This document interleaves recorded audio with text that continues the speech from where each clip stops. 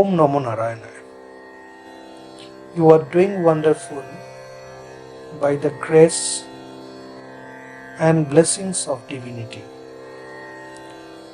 Today we are going to look into worshipping of God through images.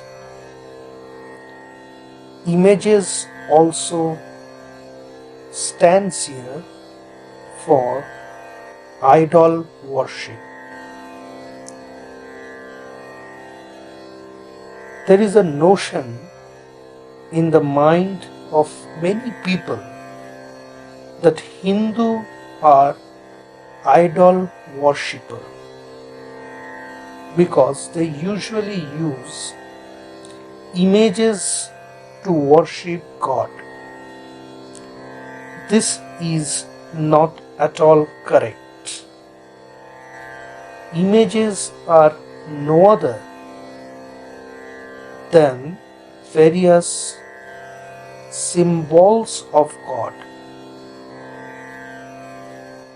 It manifests the power and glory of God.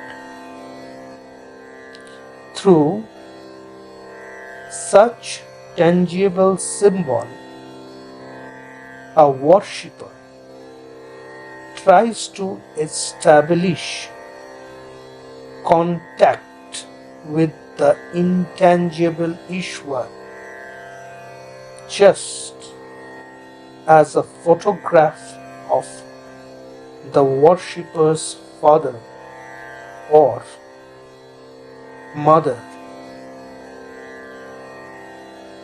The photograph itself is not his real physical existing father or mother, but only reminds him of his father or mother. So, also an image symbolizing some powers or glories of God is never considered by a Hindu to be God himself. It only helps him to remember God. The images, which is a symbol, acts like a link between God and his worshipper. When through such adoration and worship, the worshipper establishes mental communion with God, the worship ends there. Then there is no more need for images. That is why Hindu often discard such idol after worship and immerse them in either lakes or river. Images are made up of various materials such as clay, stone, wood, pure metal or metal alloys. Usually less expensive clay or wooden image are discarded after worship. Idols made of more expensive and durable material are repeatedly used. The Indo-Aryan used fire as Havana or Homa as the symbol of God during the Vedic period. Since God is present everywhere,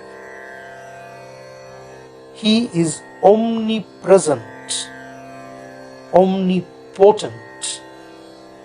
Anything existing in the universe can be chosen as His symbol. As everything is the transforming of the same cosmic energy. They chose fire, the dissipeller of darkness, the symbol of purity, the giver of warmth, as the symbol of God. It is in the very nature of true love to want to offer to the beloved what is most dear to the lover. During worship, the Vedic Aryans used to offer to God brown butter, oats, sesame seeds, fruits, and other foods they were fond of. After the offering was consumed by the fire, they had a psychological satisfaction that God had accepted their offering. Yet they were fully aware that God never really needs any food. God, being perfect, is not wanting anything. They also knew that they could not offer to God anything which did not already belong to Him.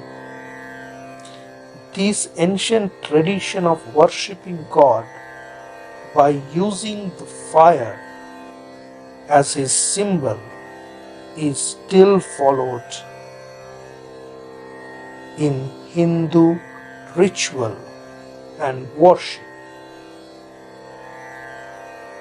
Although various other forms of ritualistic worship were later introduced by saints and sages in the post-Vedic period, the highest form of worship, however, is mental worship or meditation, where no external symbol or images are used. In other words, we can definitely say idol worship is a dualistic approach, whereas mental worship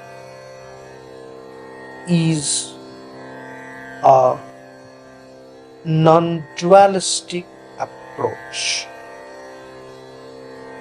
Some images used by Hindus to worship God have several arms or more than one head. The images also have different colors to portray God's various powers, energy. Many arms are used, each arm symbolizing different power of God. Some images have 100 or even 1000 arms to indicate that God has infinite power. For the same reason, sometimes the worshipper puts more than one head or images. The blue color of an image indicates the unfathomable and infinite nature of God. Similarly, other color may symbolize other aspects of God. As mentioned, mental worship or meditation is thought to be the best form of worship the non-dualistic approach in Hinduism. But the vast majority of worshippers may not find mental worship that appealing to easy to perform. The scripture prescribes external ritualistic worship for such worshippers. Through ritualistic worship, they gradually make spiritual progress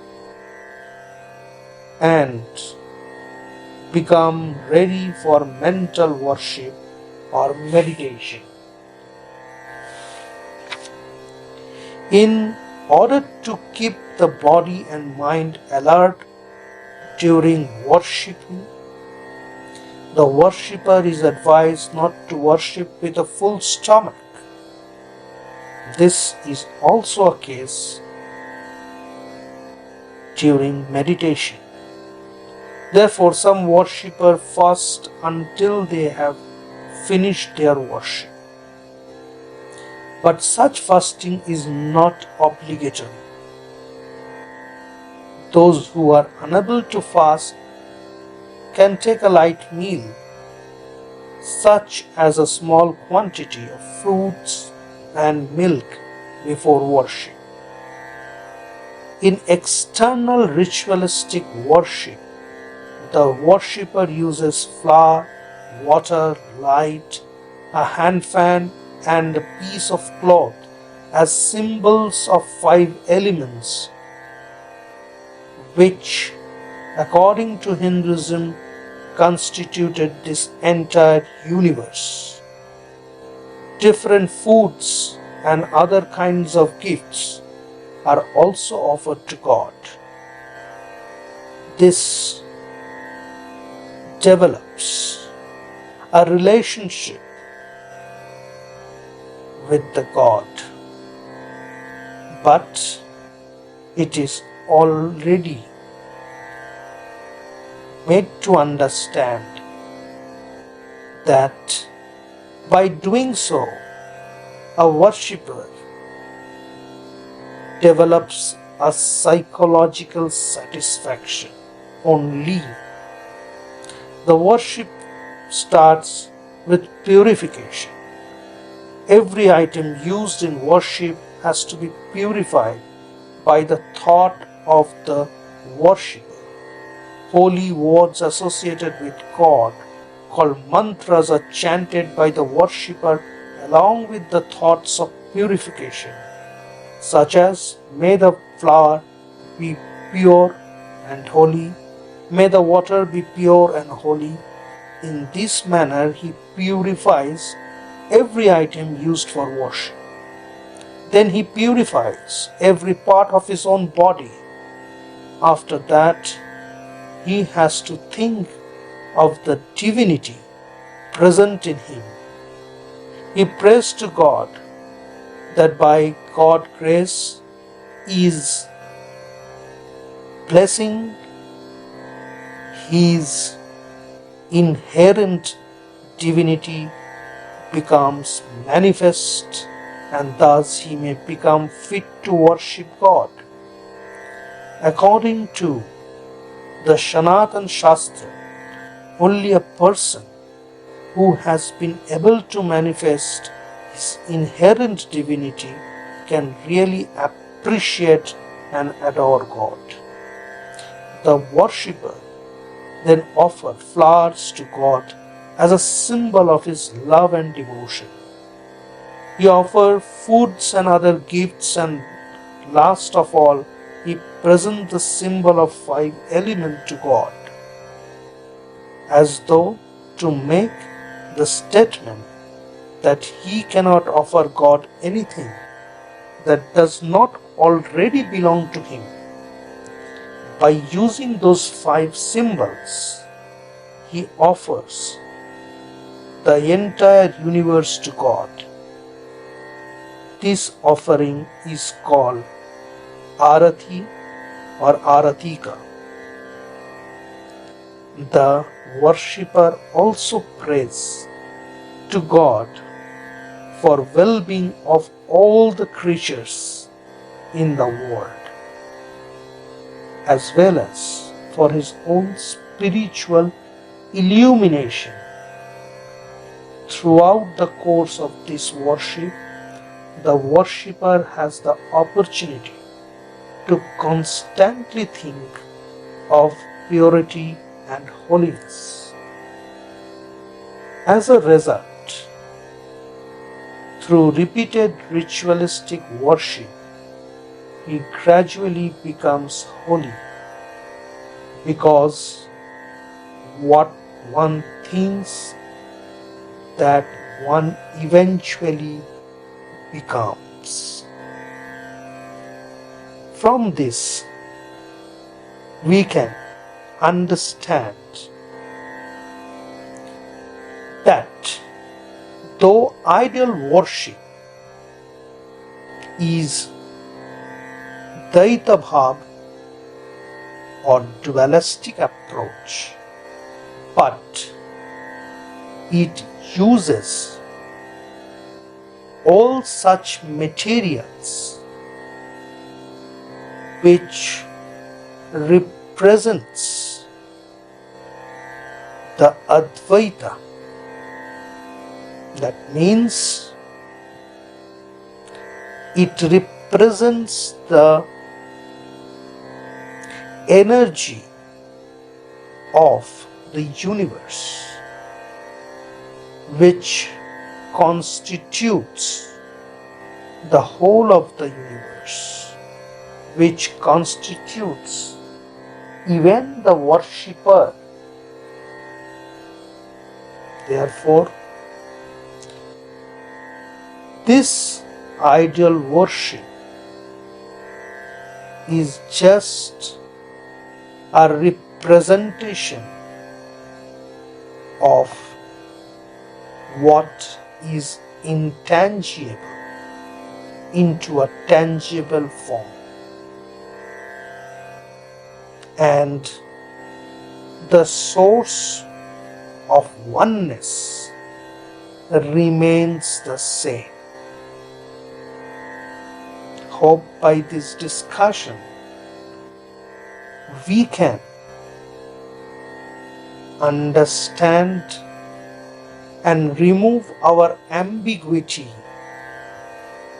that God is only Sakara or Nirakara, or the worship can be only tangible or it can be only intangible. It is same, and there is no difference. But the realization of God, of course, calls for understanding the true nature of God. That's why we have to elevate from tangible practices to intangibility. Hope this has made you more clear on the approach of image worship. Thank you. Let the light and blessing of divinity shine upon us and give us strength, wisdom, and courage to progress in the path of divinity. Stay blessed. Om Namo Narayana.